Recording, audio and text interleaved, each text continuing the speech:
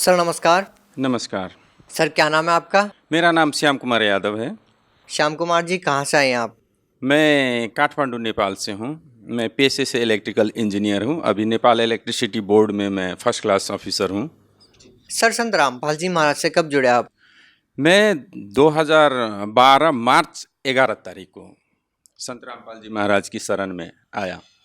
Sir आप नेपाल में रहते हैं और हरियाणा में इतनी दूर बल्कि सरहद पार जाकर आपने संत रामपाल जी महाराज से नाम दीक्षा ली, आखिर क्यों? ऐसे है कि संत रामपाल जी महाराज की शरण में आने से पहले मैं पहले ब्रह्म योग में भी गया था। वो यहाँ कर के बाद में एक संत कुमार स्वामी के सानिध्य में मैं 2 वर्ष साधना किया। वहीं से हमको एक बार, वैसे मेरा ससुराल बिहार इंडिया में है, मैं वहाँ जब गया तो भक्ति का सौदागर का संदेश हमको पुस्तक मिली। उसको मैं यूं ही देखा तो उसमें लिखा था कि ब्रह्मा विष्णु महेश का माता पिता दादाजी कौन है। जब ये मैं देखा तो हमको बहुत अचंभित कर दिया, जैसे करंट लगता हो, हमको ऐसे लगा। उससे पहले मैं यूं ही जितना जो भी देवी देवता है सबको मैं नतमस्तक होके अपना श्रद्धा रखता था। उसके बाद मैंने वो क्वेश्चन का जवाब इसी पुस्तक में है ये जानकर हमको बहुत उत्सुकता हुई।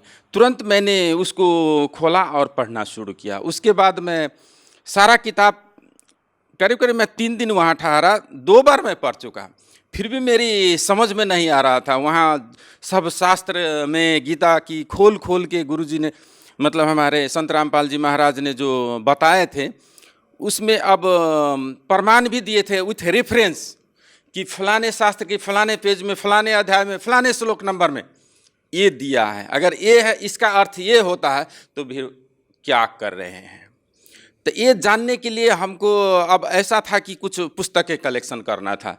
मैंने वहाँ से अपना जब काठमांडू गया तो मैं सारी पुस्तक खरीद के लाया, और कुछ पुस्तक जैसे आध्यात्मिक ज्ञान गंगा हुआ, ये मैं डाउनलोड किया इंटरनेट से।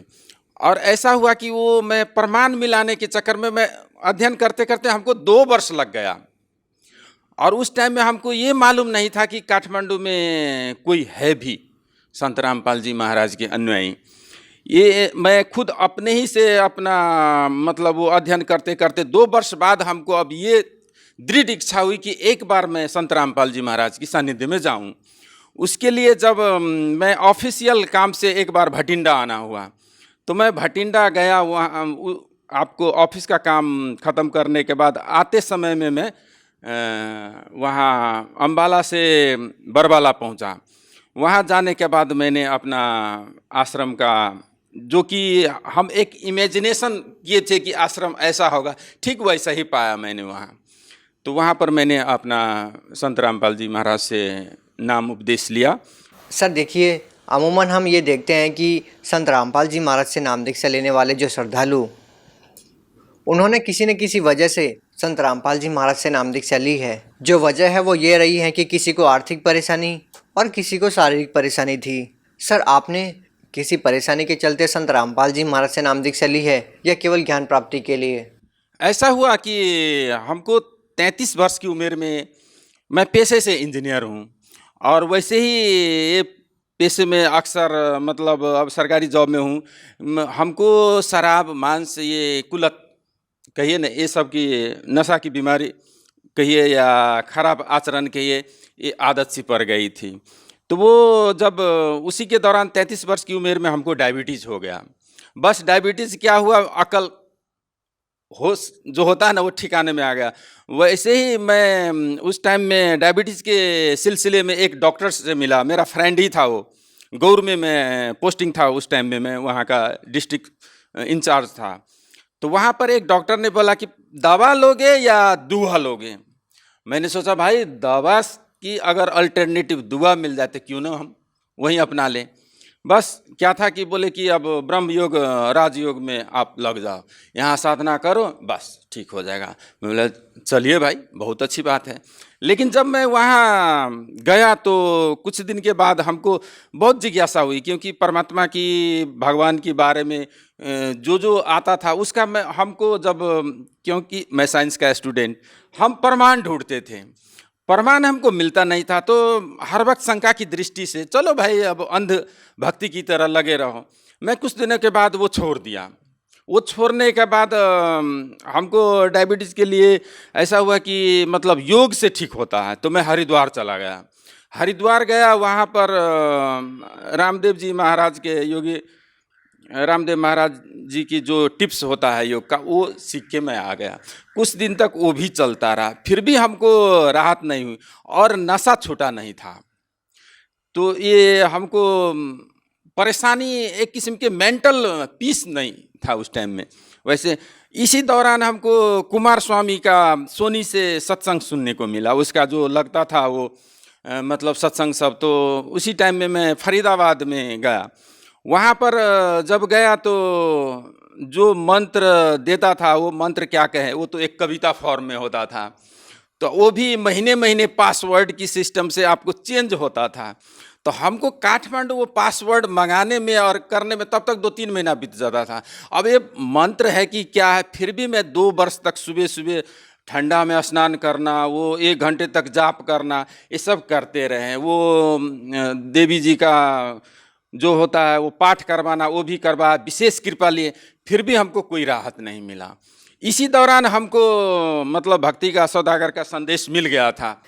सर, जैसा कि आपने बताया कि आप एक इंजीनियर हैं और साथ में आप साइंस के विद्यार्थी रहे हैं, और साथ ही आपने ये कहा कि ना ही मैं अंधविश्वास में बिलीव करता और ना ही मैं अंधभक्त हूँ, और इसके तहत आपने राजयोग संस्थान में और कुमार स्वामी से आपने नाम दीक्षा ली, और आपको लगा कि यहाँ पर वो चीज़ें नहीं हैं जिससे आपकी जो बीमारी थी, या ये कहें कि आपकी जो शराब पीने की आदत थी, या ये कहें कि आपका शुगर जो इतना हो गया था, डायबिटीज़ जो आपको हो गई थी, वो बीमारी अब वहाँ से ख़त्म नहीं हो रही थी। और उसके बाद आपने संत रामपाल जी महाराज से नाम दीक्षा ली। क्या एक साइंस के विद्यार्थी की, क्या एक इंजीनियर की वो आदत संत रामपाल जी महाराज से नाम दीक्षा लेने के बाद छूटी? हाँ, हम गारंटी के साथ कहते हैं, जो संत रामपाल जी महाराज की शरण में आएंगे, उनका जितना ये मतलब नशा की बीमारी है, वो निश्चित रूप से छूट जाएगा। क्योंकि इसका मैं जीता जागता प्रमाण हूँ। क्योंकि हमको भी पहले ऐसा ही लगता था, प्योर नास्तिक आदमी था, और साइंस में मालूम है आपको कि हर चीज़ प्रूफ ढूंढता है, लेकिन ये आध्यात्मिक प्रूफ सब ऐसा नहीं होता है। और पब्लिक ऐसा होता है कि आपको जब तक वो भौतिक प्रमाण न देखे तब तक विश्वास नहीं करता है। लेकिन हम जब खुद करते गए तो सब कुछ छूट गया। और मैं आपको ये बता दूं कि मैं जिस रोज़ ये नाम उपदेश लेके कल होके मैं काठमांडू गया था फ्लाइट से, उसी दिन मैं चेक किया था, मेरा शुगर नॉर्मल था। अभी तक मैं कभी एलोपैथ मेडिसिन भी नहीं लिया हूँ, अभी तक चल रहा है। सर, आपने एक सच्चे संत की बात की, और आपका मानना है कि इस समय में केवल संत रामपाल जी महाराज जी सच्चे संत हैं। सर, उस सच्चे संत से नाम दीक्षा लेने के बाद आपको और क्या लाभ मिले? संत रामपाल जी महाराज की नाम उपदेश लेने के बाद सबसे पहले हमारी नशा भी छूट गई। उसी दिन से मैं दोबारा कभी हाथ भी नहीं लगाया। उससे पहले भी मैं बहुत बार छोड़ के कोशिश किया था, लेकिन फिर जुड़ जाता था। लेकिन जब से हमको उसकी मतलब दुर्गुण का पता, आध्यात्मिक लाइन से जो संत रामपाल जी महाराज ने हमारी आँख खोल दी, दोबारा मैंने कभी हाथ नहीं लगाया। सबसे पहले तो ये भी हमको फ़ायदा हुआ। दूसरी शारीरिक हिसाब से क्या हुआ कि डायबिटीज़ तो मैं बोल ही दिया था। एक बार क्या हुआ कि 2013 की घटना है। संत रामपाल जी महाराज का और सतपाल जी महाराज का एक ज्ञान चर्चा का DVD बनाया था, जिसमें उनकी सारी पोल खोल के रख दी है संत रामपाल जी महाराज ने। उसकी सेवा चल रही थी नेपाल की नारायण घाट में, और उसी टाइम में सतपाल जी महाराज का सत्संग भी चल रहा था। उसी दौरान जब वो DVD उनके अनुयायी थ्रू शायद उनको मिल गया हो, वो देखने के बाद लगा कि उनको शायद पोल खुल रहा है, तो हमको सहित 5 और भगत को वो लोग क्या किया कि पकड़ के अज्ञात स्थल पर ले गया, और वहाँ पर हमको बहुत सारे टॉर्चर भी दिया। करीब करीब 5 बजे से 11 बजे तक, पुलिस को न आने तक हम लोग को बहुत टॉर्चर दिया। उस टाइम में क्या हुआ कि जब डिस्कशन कर रहे थे तो मेरा एक ही कहना था कि भाई आप पहले DVD चलो चौक चौराहे पर चलाते हैं, देखे पब्लिक कि आप जो क्या ज्ञान देते हो और संत रामपाल जी महाराज क्या ज्ञान देते हैं, और इसमें कोई त्रुटि है तो मैं सजाए की भागी हूँ। लेकिन जब मैं ऐसा कहने लगा कि उसका शिष्य सब हमको ये हाथ पीछे की ओर ले जाके बांधा, आँख पर पट्टी बांध दिया, काला पट्टी। लेकिन मैं ये कहना चाहता हूँ आपको कि उससे पहले मैं 4-5 वर्ष से हमको ये मतलब हाथ में बहुत दर्द था। ये हाथ हमको पीछे की ओर नहीं ले जाते थे। नहाने के टाइम में, कोई कपड़े बदलने के टाइम में बहुत दर्द होती थी। रात भर कभी कभी मतलब हफ्तों हफ्ता नींद नहीं आती थी। जब वो लोग बोला कि हाथ बांधेंगे तो मैं बोला, हे बंदी छोर, हमको आप ही अब मतलब ये क्या करोगे आप जानो, हमको नहीं मालूम। उस दिन से जो वो दर्द गायब हुई, आज तक दोबारा नहीं हुआ है सर जी। और शारीरिक के साथ साथ आर्थिक भी घर में ऐसा है कि देखो, अब हम पेशे से, अब पहले से भी हमारा रोजी रोटी का जुगाड़ था ही, लेकिन यहाँ लगने के बाद मैंने पूरा नेक नीति से अपना घर गृहस्थी में रह के अपना गुजारा कर रहा हूँ। बाल बच्चे भी, अभी मेरा एक लड़के भी इस साल फ्री में, मतलब परमात्मा की दया से मैं देखा कि उनका स्कॉलरशिप में नाम भी निकल गया, जो आज MBBS के लिए करीब करीब आपको 17 लाख 80 लाख लगता है। फ्री में मेरा बेटा भी अभी फर्स्ट ईयर में पढ़ रहा है, अब फाइनल भी देगा। दूसरे बेटा भी ठीक है, और सब कुछ घर में सुख शांति है। यही है मेरा सबसे बड़ी उपलब्धि। मोटे उपलब्धि तो मैं कितना गिनाऊँ, क्योंकि जो सोचते हैं वो मिल गया रहता है। सब जगह में हमको संतुष्टि मिल रही है। सर, एक आखिरी प्रश्न आपसे ये है कि आपने बताया कि आपने कुमार स्वामी से नाम दीक्षा ली, राजयोग आश्रम से आप पहले जुड़े हुए थे, उसके बाद आपने संत रामपाल जी महाराज से नाम दीक्षा ली। सर, आप इन संतों से जुड़े रहे हैं, आप संत रामपाल जी महाराज को अन्य संतों से किस प्रकार अलग पाते हैं?